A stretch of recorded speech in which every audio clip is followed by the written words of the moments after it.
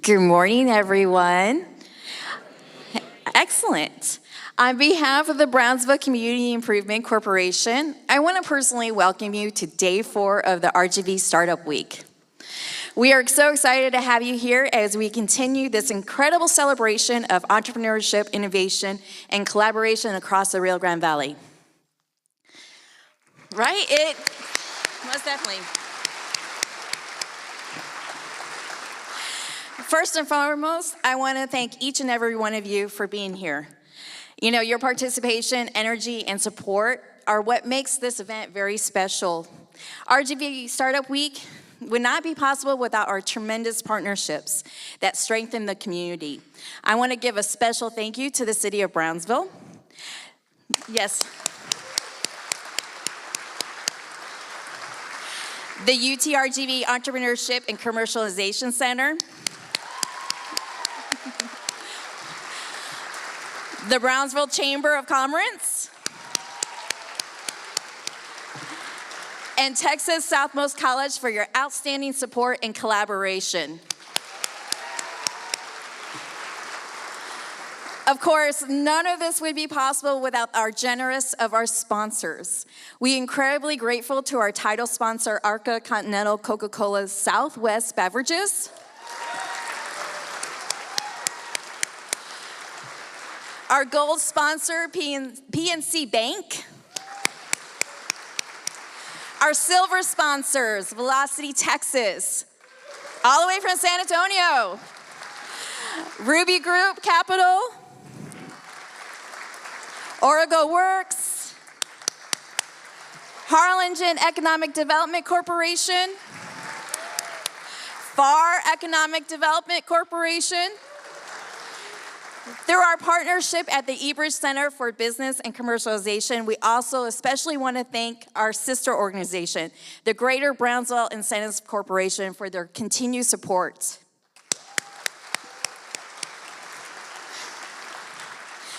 You know, we also extend our deepest appreciation to over 30 different contributing sponsors and partners for this long week event. Thanks to your dedication and investment in our community, the second annual RGV Startup Week has been an incredible success already. It's bigger, bolder, and more inspiring than ever before. This week is a testament to what is possible when we come together across cities, industries, and our communities to invest in the future of entrepreneurship and innovation here in the Valley. Thank you again for being a part of this journey, and we look forward to an amazing day and an amazing week ahead of us. Now, it is my pleasure to welcome on stage a champion of innovation and entrepreneurship in our community, Mayor John Cowan.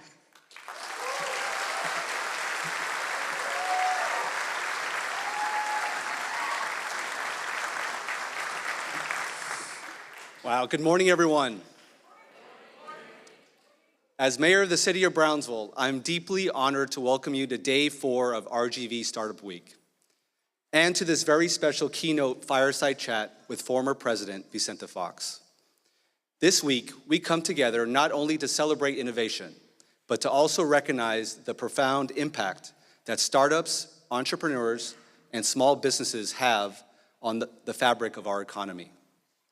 Here in the Rio Grande Valley, small businesses are the lifeblood of our communities. The family-owned shops, the growing startups, the neighborhood cafes, each one embodying the creativity, resilience, and unwavering entrepreneurial spirit that defines our region. Here in Brownsville, we are proud to stand at the frontier of developing an open, inclusive ecosystem of entrepreneurship. With transformational initiatives like the eBridge Center for Business and Commercialization, the largest of its kind south of San Antonio, and award-winning programs like Startup Texas, we are building a place where ideas are nurtured, collaborations are formed, and dreams are turned into reality. But the success of RGV Startup Week is not just about one city. It's about the collaborative force that has brought together Brownsville, Harlingen, McAllen, Weslaco, FAR, and Mission. This is a movement fueled by shared vision, passion, and the belief that by working together, we can create a stronger, more vibrant Rio Grande Valley. Throughout this week, through workshops, panels, networking, and events like today's, we are reminded that collaboration, inclusivity, and community are at the heart of true progress. Together, we are building an ecosystem where opportunity knows no bounds and where innovation can flourish for generations to come. Today, we are honored to hear from a global leader who understands the transformative power of entrepreneurship, former President Vicente Fox.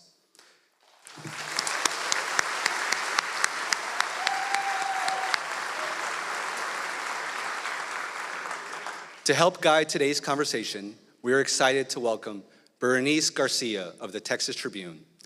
Berenice is a talented journalist from McAllen who has covered some of the most important issues facing our region. A graduate of New York University, she brings deep understanding of both local and national perspectives to her work. Please join me in giving a warm welcome to Berenice Garcia.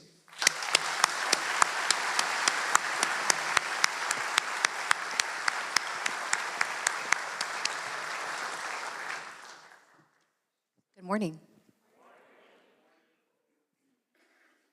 Thank you all for being here.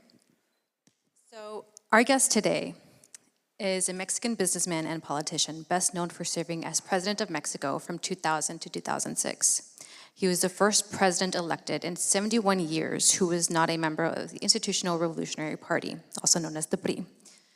A Mexico City native, he is the second of 9 children and raised on an 1,100-acre ranch in Guanajuato. He studied business administration at the Universidad Iberoamericana in Mexico City and received an advanced management diploma from Harvard Business School. He went on to work for the Coca-Cola company in Mexico, starting out as a route supervisor driving delivery trucks, and then working his way up to become the chief executive of the company in Mexico and led the company's Latin American operations. He then jumped into politics. He was elected governor of Guanajuato in 1995 before running for president in 2000. After leaving office, he opened the Vicente Fox Center of Studies, Library, and Museum, also known as the Fox Center, which is meant to promote freedom, equality, transparency, democratic thought, and peace. He has stayed in the public eye, delivering lectures and speaking all around the world, and he joins us here in Brownsville today as the first Mexican leader of his stature to visit since Porfirio Diaz in 1875. Please help me welcome President Vicente Fox. Gracias. Muchas gracias. Gracias. Muchas gracias. Muchas gracias. Berenice, mucho gusto. Gran beso. Muchas gracias. Martita. Muchas gracias. Sentados, por favor. Sentadas. John, where are you? Gracias. Muchas gracias for inviting us to be here, this beautiful city, Brownsville. Y ahora vamos a platicar un poco con Berenice, pero primero quiero preguntar, ¿todavía queda alguien aquí que habla inglés? Bueno, may I make a brief introduction? Berenice, Sí, por supuesto. I'd like to start by saying hello and greeting this extraordinary community of Brownsville, of the Valley, the Rio Grande Valley, the community college, the Texas University or University of Texas.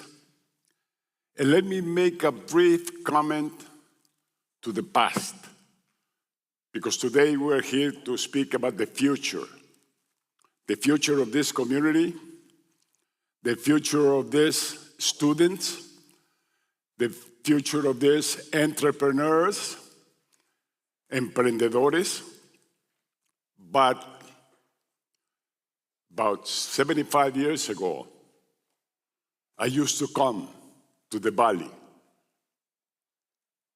First with my grandfather, who was a migrant who came from Cincinnati, Ohio. He crossed rivers, mountains, desert, and he crossed a border, which did not exist at that time, because he came back in 1985. And he settled in Guanajuato. And we would come here to look for knowledge, just like many of you are doing here today, looking for knowledge of how to farm some diverse products different to corn and wheat, which we used to farm down there in San Cristobal. We used to come here then to learn about vegetables, carrots, onions, and take back that knowledge together with the needed tools to work that kind of products. And for the first time, we learned that Mexico and United States could be very strong partners, that Guanajuato and Texas could be the same, and that León, the largest city in Guanajuato, which is a farming state, we could make a strong relationship with the valley. So we used to come here to buy our farm equipment, our tractors, our different tools that we needed for that. So trade has come a long, long, long way. And when I used to come here, very small villages, not large cities, prosperous cities like we see today. So I'm glad to be back here and be back with you and be back to this visionary event that is looking to view and to build the next future. Let me tell you, the state of Guanajuato right now, same as we did back in year 2000, that we develop a vision of 20 years ahead. So we develop a vision 2020 at that time. Today, the state of Guanajuato is developing a vision 2050. And it's difficult to imagine what is it going to be like. What are going to be the highways look like? The buildings, the schools, the universities, the homes. It's very difficult to envision what the future would look like. But he who does not take a look at the future, he will never get there. So today we have artificial intelligence, we have all this technology, we have all these great communities, and we need to know where we're heading. Because if not, somebody will come to us and tell us where to go. I don't want to speak about politics, but today we have a great example of what government should not do here in the United States. Because the economy moves by itself. The future comes under those visions that we citizens have and that we aspire to have. But I remember, and I'm sure here in the university and in college, there will be a lot of speaking around Adam Smith. The hidden hand, the hidden market hand, which is really what moves the economy. It's what moves prices. It's what moves products. And it's consumers who take those decisions by buying products at a specific price and buying products that you need, not products that you don't need, and buying products at the lowest price possible. So it's the market who really takes the decisions, not a president. He can be as smart as he wants to believe he is, but presidents do not substitute the market economy, the free market economy, and nothing substitutes preventing, looking ahead of what the future is going to be. If I remember 70 years ago when I came here, it was difficult to imagine that this region, that this Grand River Valley would become what it is today. But maybe today, those of us that are here, all these startups that are going to be discussed, all the decisions that the mayor is taking, John, all the decisions that the different chambers here are sitting here for, is thinking, viewing what the future is going to be like. And we must imagine as close as possible what is it going to be like. Very difficult today, but it can be done. And only those who know where you're going, you get there. And this is specifically the power we all have within. Each one of us and each one of the 8 billion people that inhabit this wonderful earth of us. We all were gifted with that great attribute of leadership. So we are all leaders. We're leaders all the time of our life. And leaders have purpose. Leaders have vision. But leaders must perform. It's not only trying to see the future, but to build the future.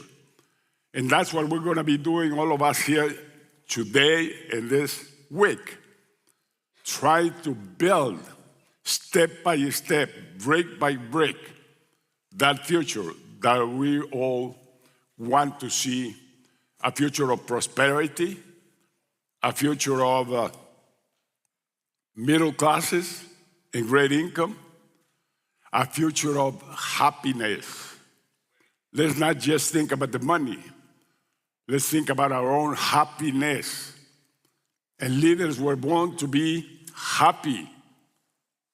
Leaders with compassion are those who look for happiness through that great phrase that I always repeat. The shortcut to happiness is being for others, is doing for others. So that's what we're going to be doing here in this great exercise. I thank you for having invited me to be here with you, to share with you my experiences, to share with you what I have learned in my 83 years of life.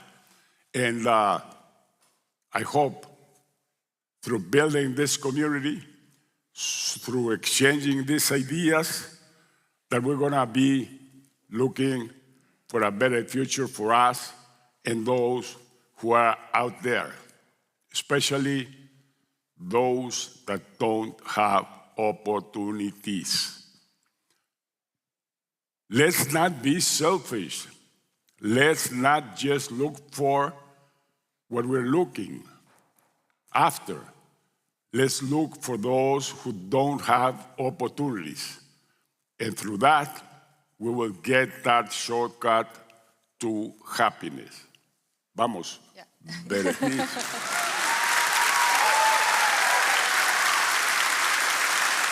You touched on a lot of different topics there, and I want to kind of break some of them down. You mentioned the importance of the valley, and I wanted to actually, that was going to be my first question. Can you kind of place this region into context? How important is this region to the health of Mexico and the United States? Well, God did not create borders. God created one great world. God created earth, and what created us, human beings. So we should not go by borders. when my grandfather came from Cincinnati, Ohio, as an immigrant, coming after his American dream, he reached Mexico. He got there to Guanajuato as a migrant, looking for that dream. So the American dream is a dream of all the American continent. So today we have a big, big problem in front of us. And we have to think about how are we going to tackle that problem. We're here to learn about entrepreneurship. We're here to start businesses.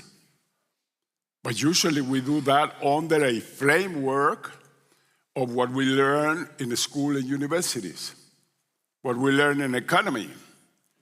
And now it happens to be that everything is being changed.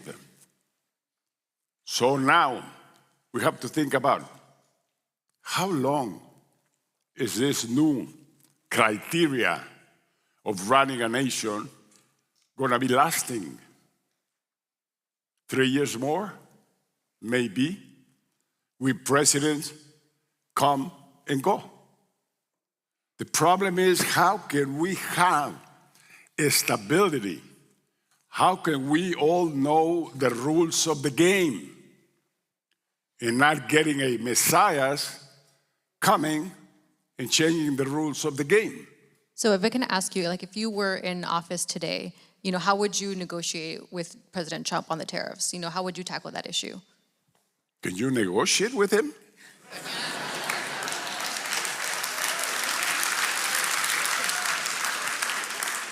Do you have any? I wish I could. I wish I could. No. What I'm trying to bring in is that the world of stability, the world of rules of the game, the world of law and constitution should be here to stay with us for a long time. If not, how can we develop our own projects, our own vision? So that's what I'm trying to convey to this great, great nation. This is the greatest nation in the world, with the greatest army, with the greatest technology, with the greatest corporate businesses, and with the greatest universities. No other country in the world has a university system as this one has. But the thing is, how can one guy come in and without going through Congress, without respecting the law, going only with executive decisions, one person is imposing upon us a whole bunch of ideas that are difficult to digest, and mainly it's tariffs.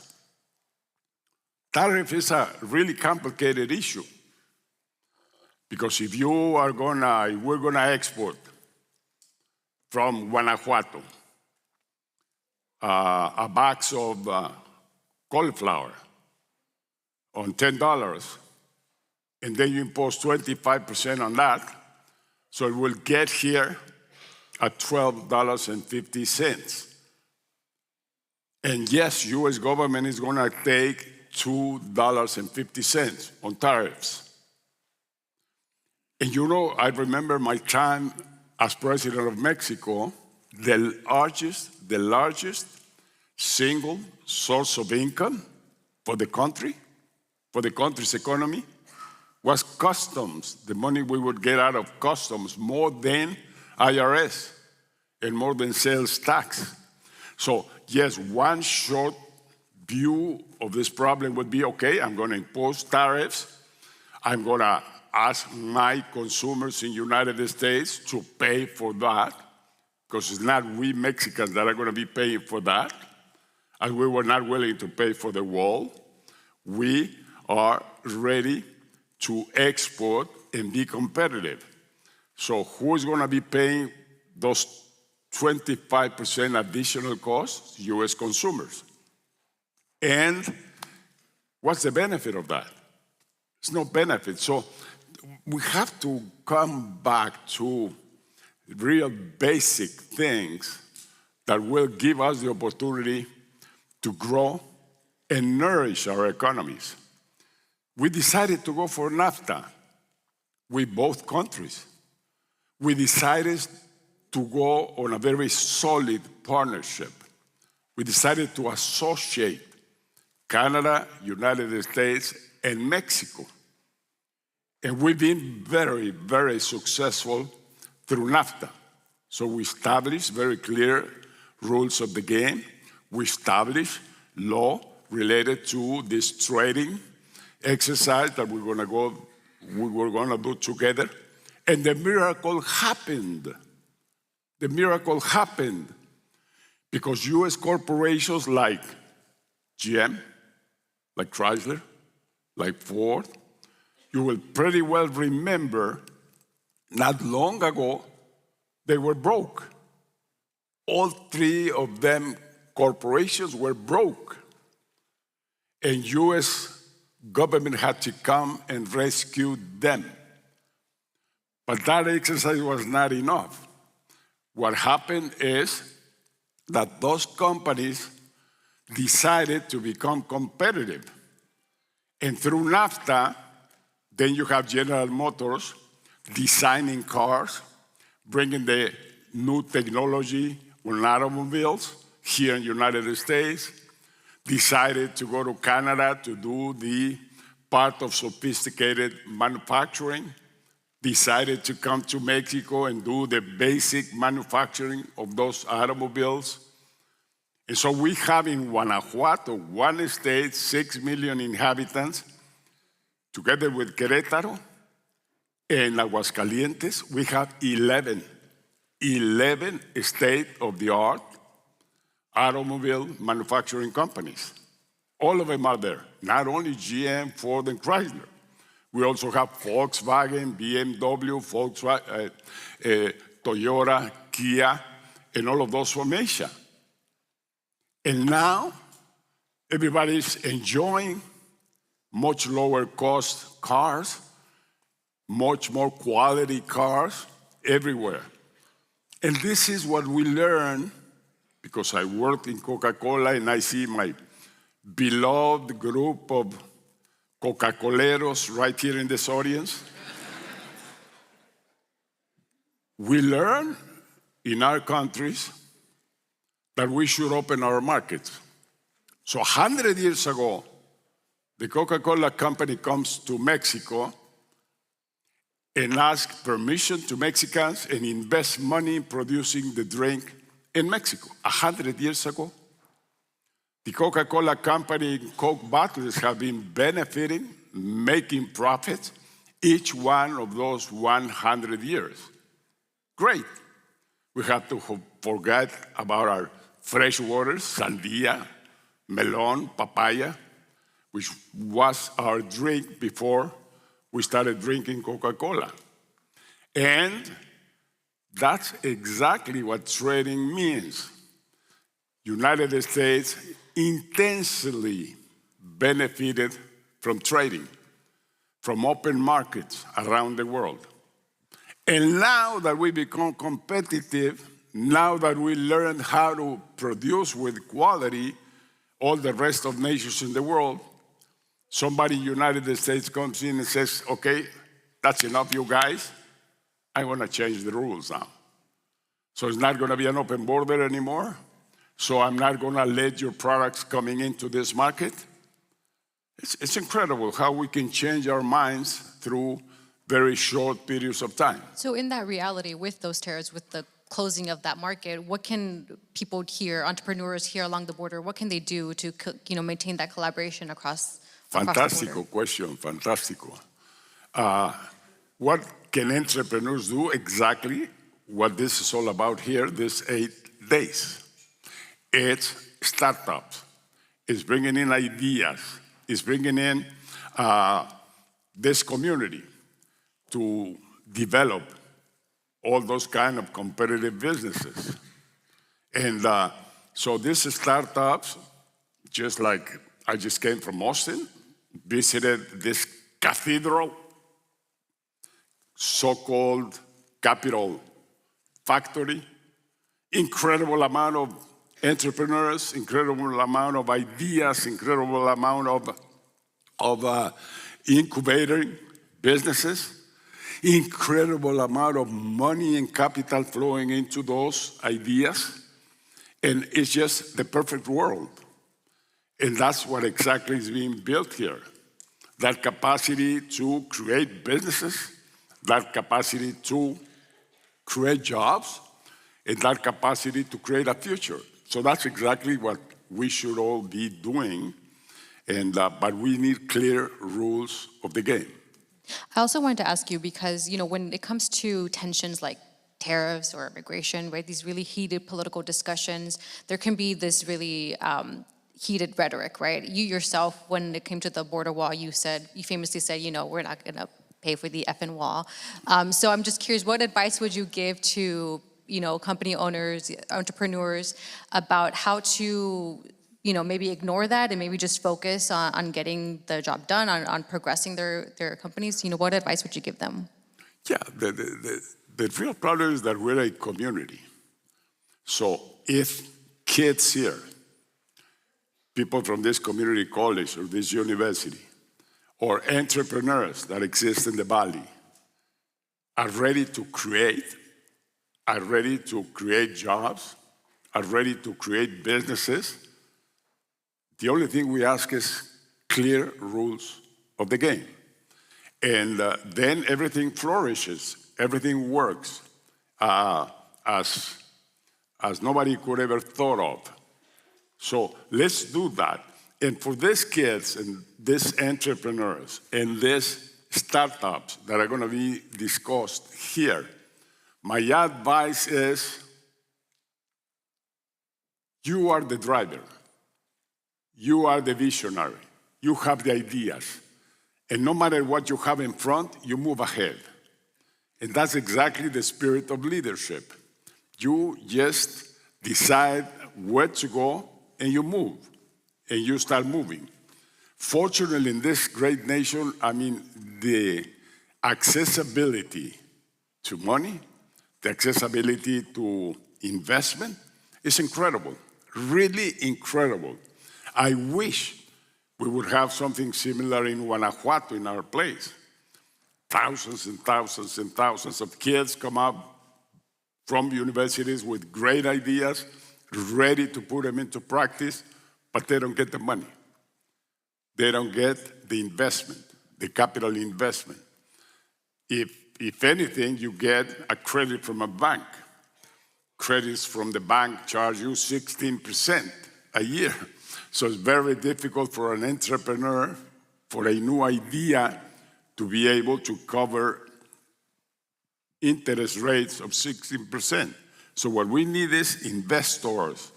And that's what you have here. And that's what is being promoted in this community, looking for that future shared by everybody. Another issue that kind of came up briefly before was immigration. We have a lot of migration here in this area, and I'm wondering if there's any way that entrepreneurs can, and businesses can take advantage of migration. Well, migration and migrants are the greatest people you have ever met and you can have in your nation. Look at the success of this great nation. Everybody here in this room, 99% come from migrant families. All of us, all of United States.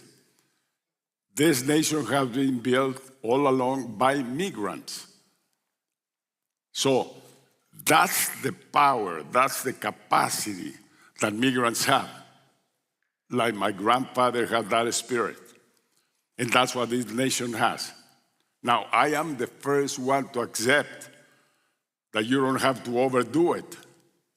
You have to administrate migration, like any other thing that we do. We have to administrate. We have to plan how to work on migration. And that's what President Bush and I did. First, when he was governor of Texas, and I was governor of Guanajuato. Later on, when he became president and I became president, about the same time, he decides to make this first visit abroad. As president, he decides to go to Mexico.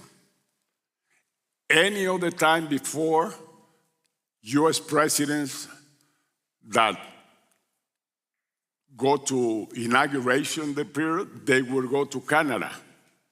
First time a president comes to Mexico. And he came only for one single issue that we had discussed as governors, which is migration. And we both said we have to have a solid solution, a solid regulation, a solid related laws to manage migration with success.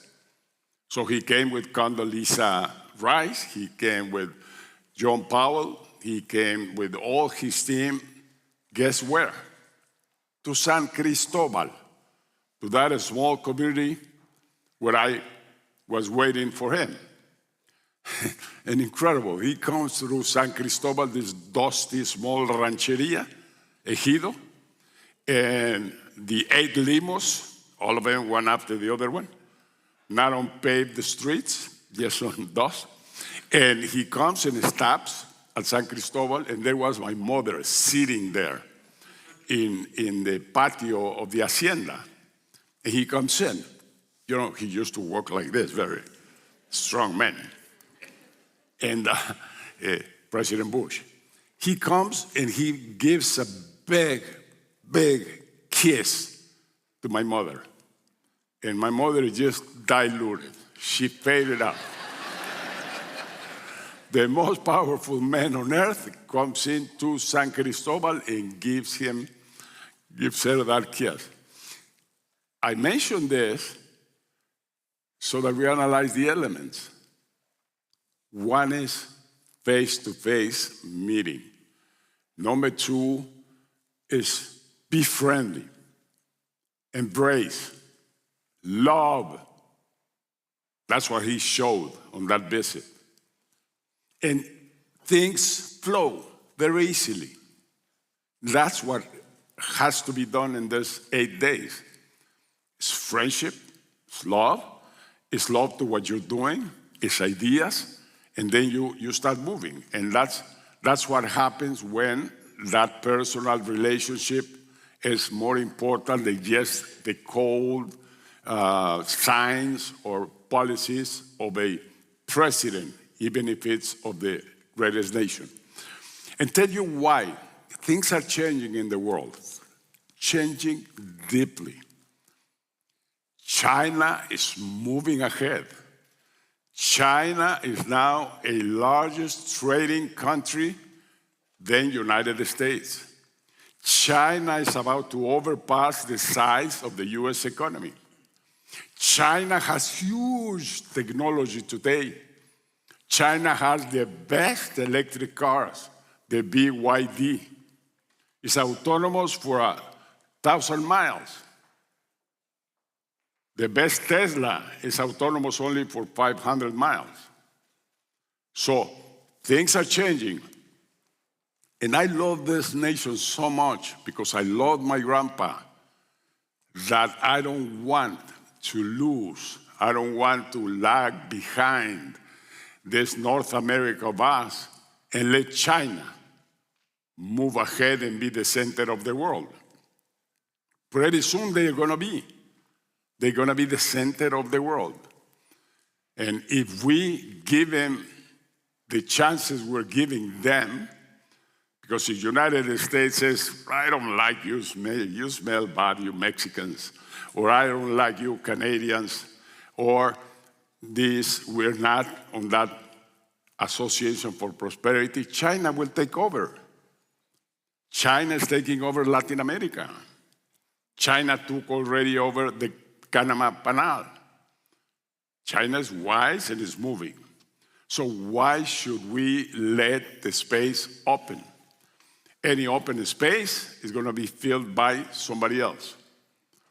I wish Europe would come back as strong as they used to be. I wish Europe would have today their new Churchill and move up and take opportunities that are being presented today. So concluding, I love this country so much that I have one single advice. Keep your friendship with your neighbors. Keep your partnership and association with your neighbors. Keep them well, care for them, give them love, and let's work together.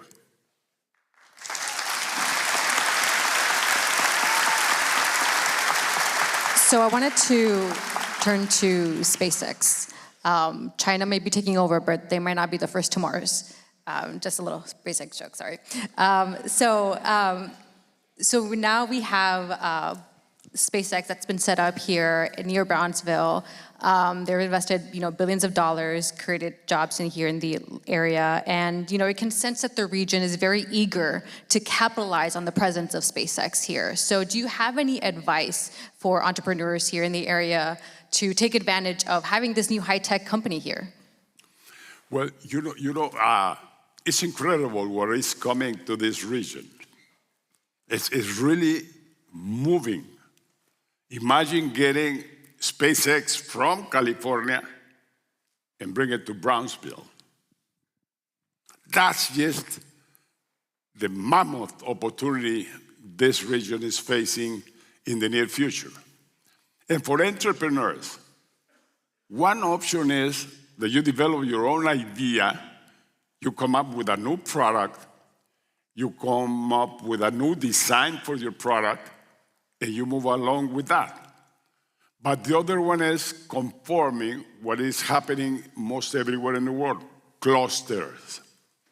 So when I brought GM to Guanajuato, General Motors, this beautiful state-of-the-art plant, immediately over 50 first-line suppliers came to provide GM with the parts they needed. And behind each one of those 50 great companies of auto parts manufacturing, there come another bunch of huge amount of small entrepreneurs, small factories, small services to provide them. So you can form this cluster that goes from GM on the top, then GM suppliers, number one suppliers, then GM number 2 and number 3 suppliers. So the opportunities that are coming into this region is incredible. And that's why I congratulate the University of Texas and the community college, the southmost community college or universities here, because they have to train these kids, these minds, to either be part of those clusters or develop their own businesses on whatever service sector or manufacturing sector or whatever it is. Cuando decimos en México, la oportunidad la pintan colorada, the opportunity is just once, and you take it or you lose it. So here it's all this coming. And that's why I congratulate John, the mayor, because he has that vision. So a lot of things are going to be coming here into this region. So let's get ready and prepare for that. This visit to Austin, I'm totally obsolete now, my mind. And I came to learn about AI. And Jesus Christ, meeting this lady is the most incredible thing that can happen to you. It's beautiful. It's a great lady. And those who are afraid of artificial intelligence are crazy. I mean, same thing we heard before with the computers, and same thing we heard before with the technology. And now many people say, so you think we should be all full steam ahead on AI? Yeah. Watch out, this is dangerous. No way, I mean, this is fantastic. So I made an agreement that with a company that is bringing down this magic world of AI into operating within a business. And then the miracles and the las cosas oscuras, they disappear. And you find out that you're going to be managing words much better than you're doing today, that you're going to be managing Excel much better than you're doing today, that you're going to take advantage of each single opportunity, that when you connect people within a company, you multiply synergy that you do, that you can not only ask questions and get answers, but you can have your own mentor by your side, each employee of the corporation. So you have your avatar. And I already asked my avatar, and I have it, they draw an avatar for me, because I asked a question there. I said, imagine that we could do what had happened to me. I didn't know about my leadership. I didn't know about my capacities and my dreams. Sometime in life, each one of us finds out that we are almighty, that we have leadership here. And when St. Paul falls from the horse, stuck on that branch of a tree, he reacted by saying, Jesus Christ, what the hell am I doing collecting taxes? I can do much more than that.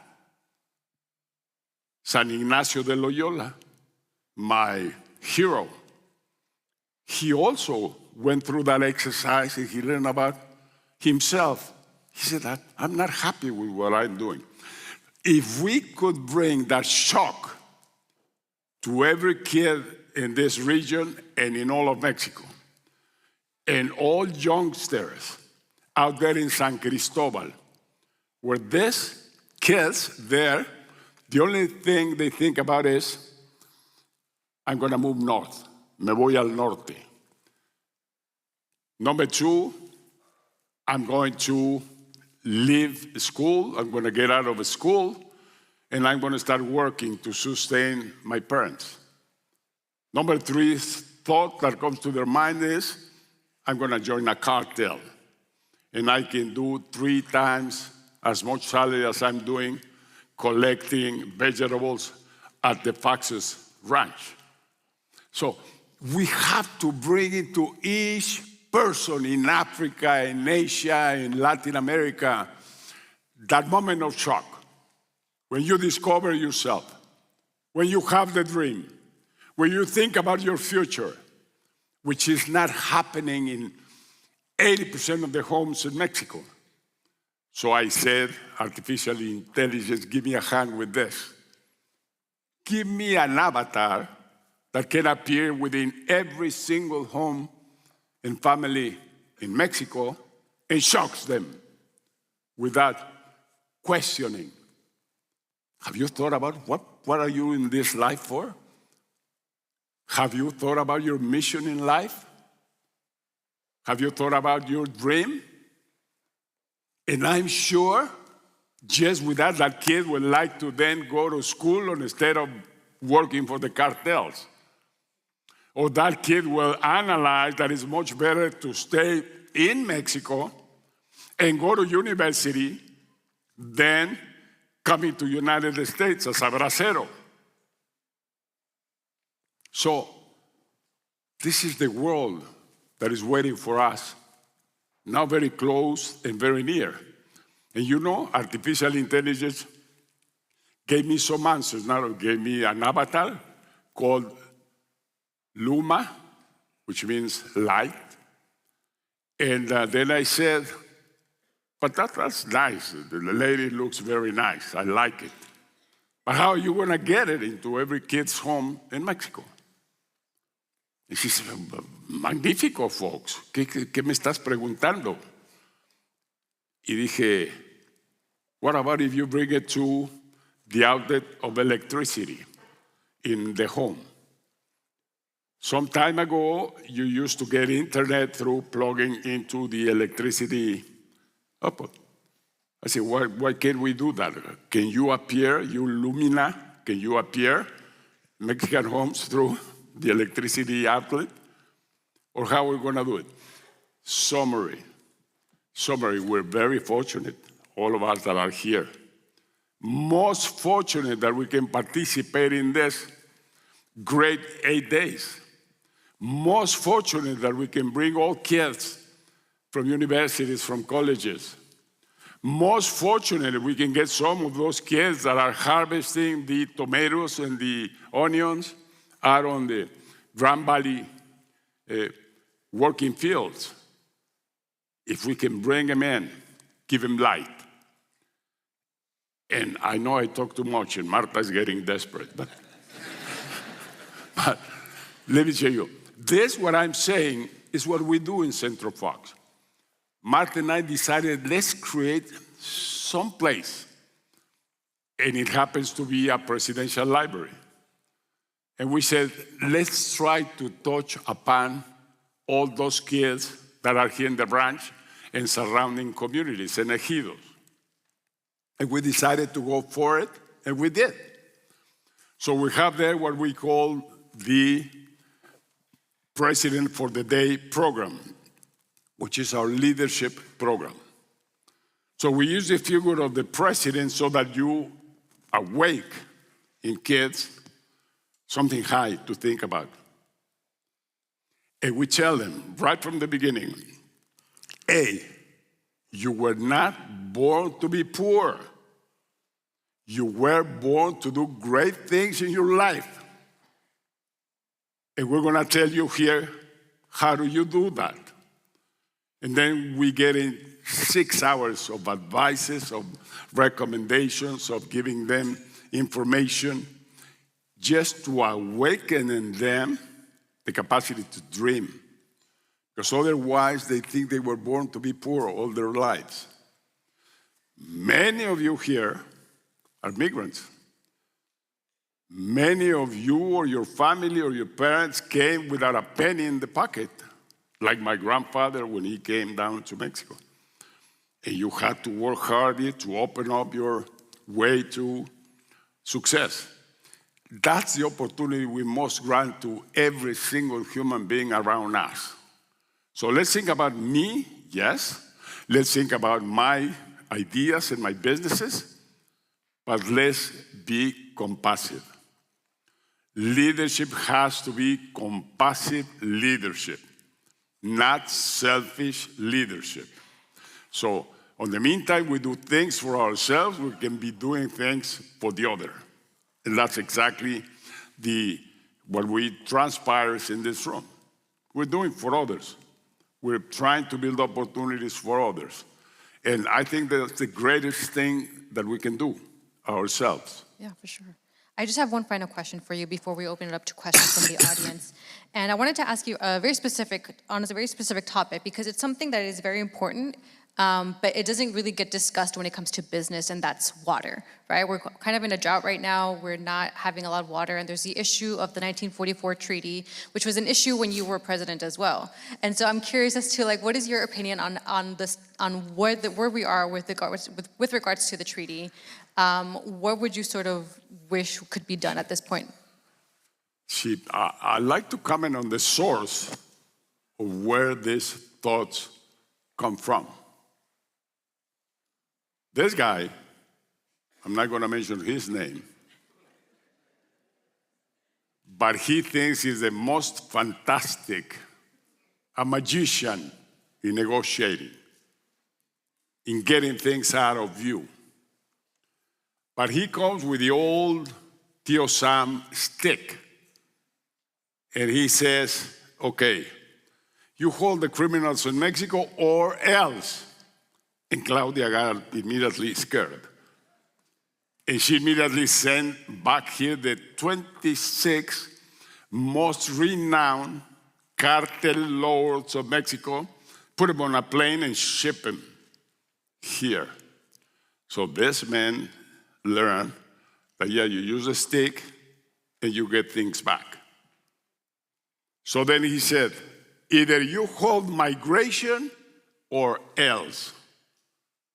And here she starts working quickly on holding migration, closing the southern border and putting army, Mexican army and policemen here on the border, and so responding me.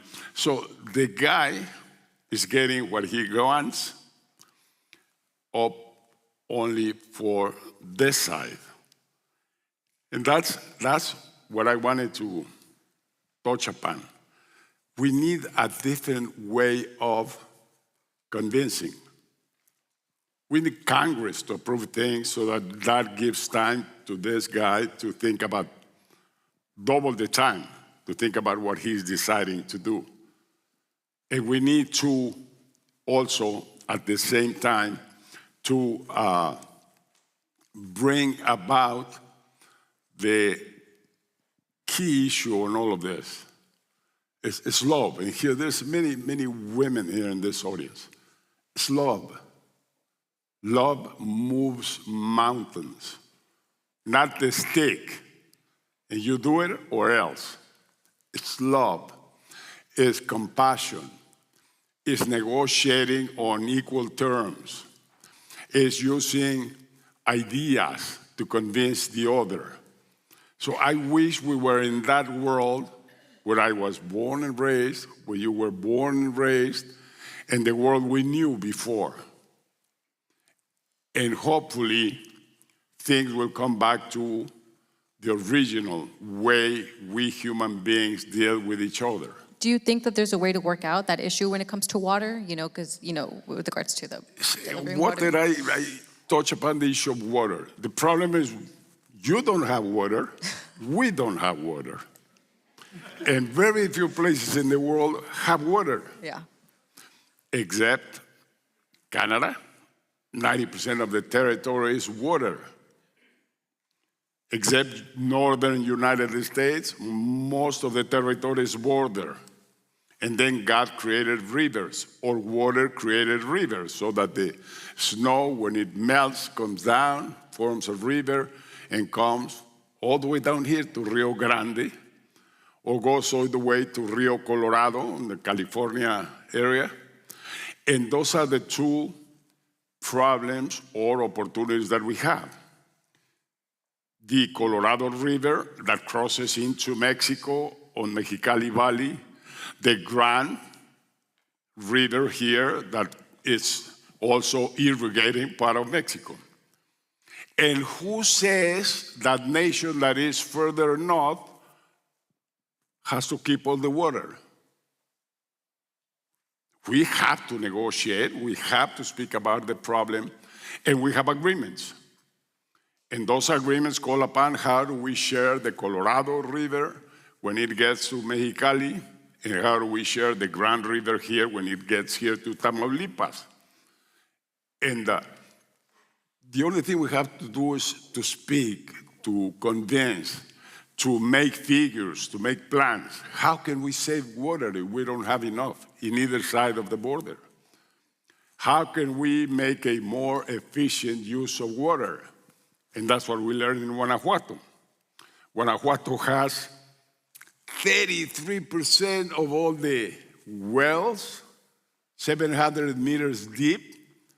We have 33% of all wells in total Mexican territory when we are only 4% of the population. How come 4% of the population, we have 33% of all the wells? So I came here to the Olala Valley here in Texas. I came to learn from Texans and how to use water much better. And that's very clear. If you use water, you extract it, you have to replace it. If you don't replace it, don't take it out of the reservoir. And so on and on. It's knowledge, it's technology, it's artificial intelligence. We can solve that, I'm sure. But you cannot come with a stick and say, hey, you're taking my water. Or, hey, you're dirtying my water. You're sending me black water instead of clear water. Let's talk about it. We're neighbors. Thank you so much. Texas used to be us. New Mexico used to be us. California used to be us. So let's sit down. have a tequila, and discuss. Now, I don't want to finish if you don't give me 3 minutes. Centro Fox. We do have some questions. Okay, is it okay if we go take some questions first? Well, let me make my advertising right now. Centro Fox, we're there to serve. We want to stay connected with this community, with yourselves. We're going to put ¿cómo se llama, Marta? ¿El qué? ¿El holograma o qué? El QR. We're going to put a QR there. QR. Take it with your telephone. And let's keep connected. We have a lot to learn from you. I was here in the University of Texas here, has a program right here to land, ¿cómo le llaman? Land projects that come from Mexico to help them land here in the States. We do exactly the same for businesses that go from the Valley or from United States into Mexico. We help them to navigate on our economic ambiente. And we are an academy, we are education, we have programs, we have University of California has programs in Centro Fox, this university here in San Antonio, ¿cómo se llama, Marta? La de San Antonio, Incarnate World, great university, by the way, great quality, and they operate in Centro Fox. They have a campus there. And so we want to keep in contact with you, form a community. I'm launching a new program. Let me tell you briefly about it, yes? It's commercial after commercial, huh? So be patient. I learned from some Indian partners on a company that is in California named Serra Cap. I don't know if you know that in this country there is 150,000 Indians from India that went to school in India in the IIT. That's the Indian Institute of Technology. So they have a community here in the United States. They have an alumni, those 150,000. What they do, they bring in investment to India, and that's why India has now a place like Bangalore, which is their Silicon Valley, and it came from the Indian community here that decided to bring in investment to do that. They bring in most of the corporate offices of technology down to India. They are now, all of them, most of them are conquered. They are CEOs, CFOs of Citibank, of New York Exchange, of all the great technology companies. And what they do is they help other Indians that come into United States, and they help them out, just like the Jewish community does with their paisanos. So I have the dream of putting together all this diaspora of 45 million Mexicans here in the United States, plus 130 million Mexicans in Mexico. So altogether, we're 190 million. Put all together, have a database, and communicate among ourselves. And I'm starting very slowly with this QR to start connecting with you, get your ideas of how can we move with that program, and how can we be, just imagine 190 million Mexicans united with one dream, one nation, one aspiration. We can be an example for the rest of the world. We can be just fantásticos, fregones, chingones.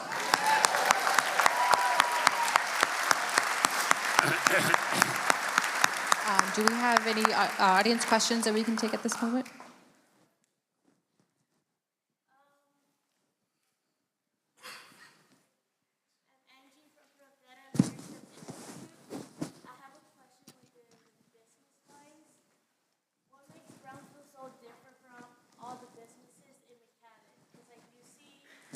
There's a lot more businesses over there, and here we're struggling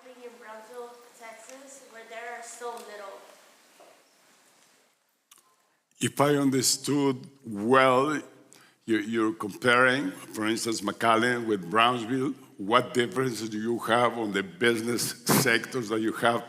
I think, number one, there's some sectors that are horizontal and that are everywhere in the valley. Farming, food processing, food warehousing, trading, bringing in the products from Mexico and from here, shipping them all over. So a lot of that is done jointly. But now you begin to have very special things. And I think you got the very best of the best, SpaceX. That's pure technology.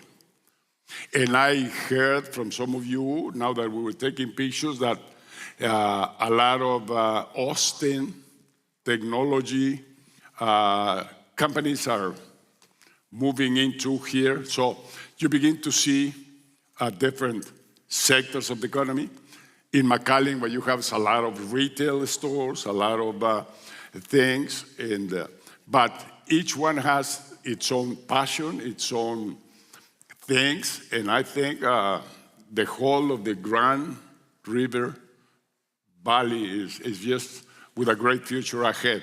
More so because you have a border in between, and we have Laredo, and we have Matamoros, and we have Reynosa, and we have the small Nuevo León point, which connects you with Monterrey, which is our star of the stars. It's the city that is really looking at the future in Mexico. It's the city of entrepreneurship. It's the city of the largest corporations in Mexico. So it's a great connection.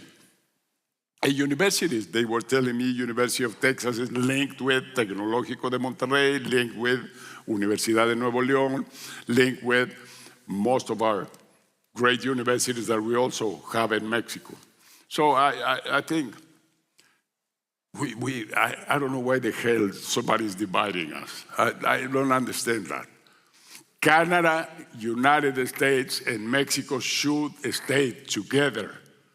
We should walk hand by hand to the future.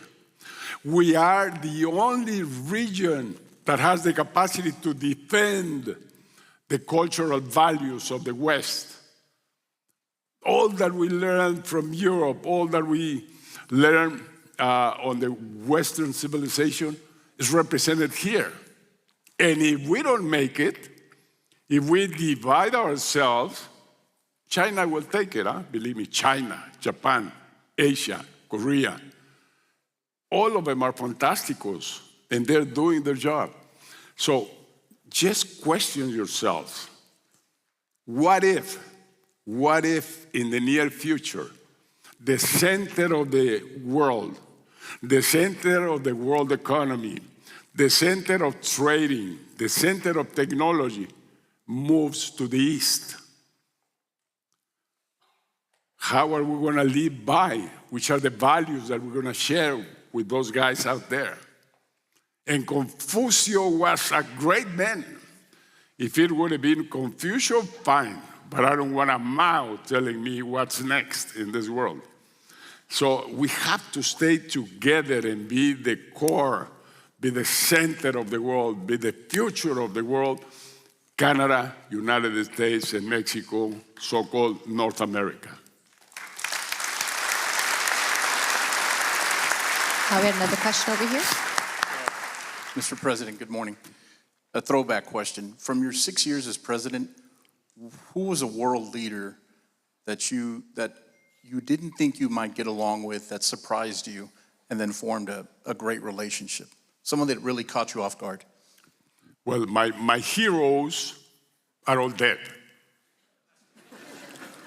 Abraham Lincoln, Martin Luther King, Lev Walesa from Poland, who defeated the Russian Empire, Indira Gandhi from India, Nelson Mandela from South Africa. But today I keep in very close contact, and that's why I'm trying to use this. We're a community, 43 former presidents of Latin America. all of us were elected democratically. That's the only question, or that's the only thing we ask to be Democrats. And to freedom, to go by freedom and democracy. And it's 43.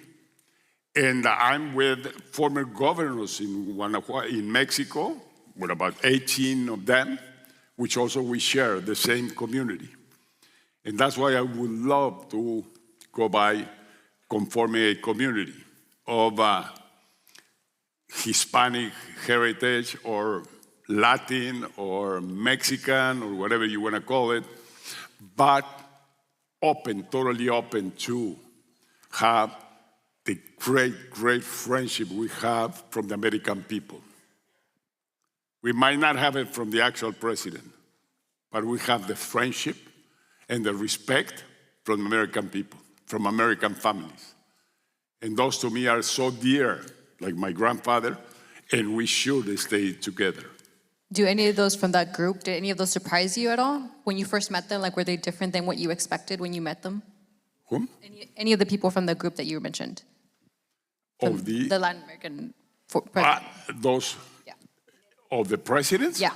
Latin America? Oh, yes, of course. Tuto Quiroga from Bolivia.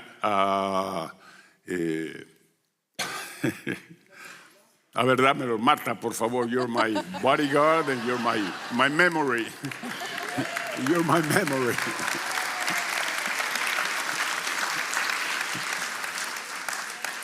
Usually when you're in an interview, press usually asks the president, what books have you read?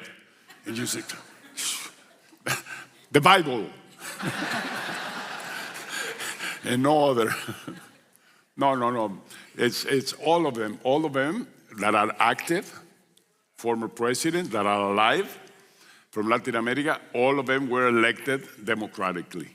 And I have the names, but contact us and I give you the names.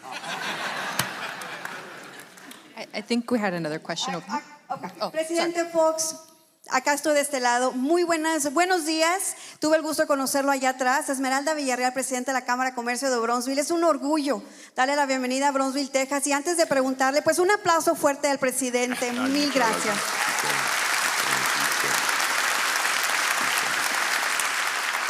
Tengo la gran oportunidad de preguntar la última pregunta antes de que cerremos el programa.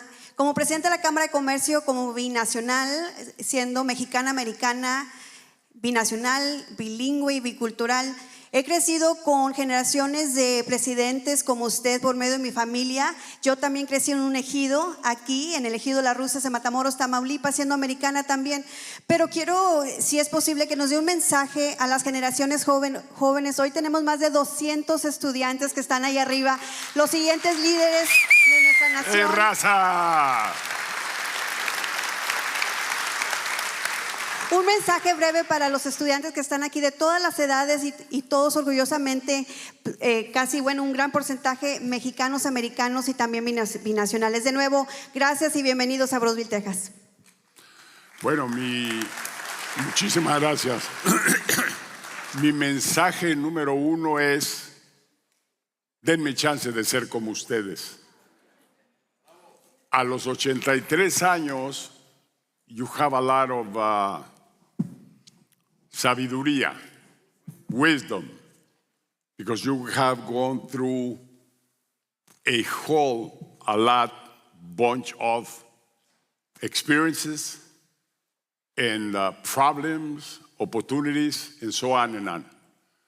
My message to you is, please sit down for a moment and think about what you want to be. And please think high, think heroic. Say, I want to be president of the United States. Or say, I want to be the best football player of the world. Or say, I want to be the best scientific or technological mind. Think about what you want to be doing 5 years from now? You want to be married? You want to have sons? What you want to be 10 years from now? You want to have made your first million? You want to have the dream to be happy when you're 30? Plan your life. Do it stage by stage. But at the very end, have purpose, a very heroic, final, all-together life purpose. And like I always say, dreaming, purposing, or having purpose is not enough. Perform. Risk your hand, your shirt, and get to work. Do it.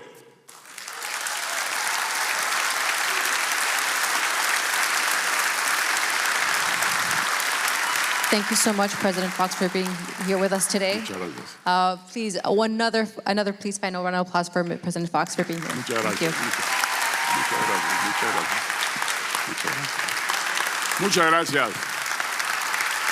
Gracias. Muchas gracias.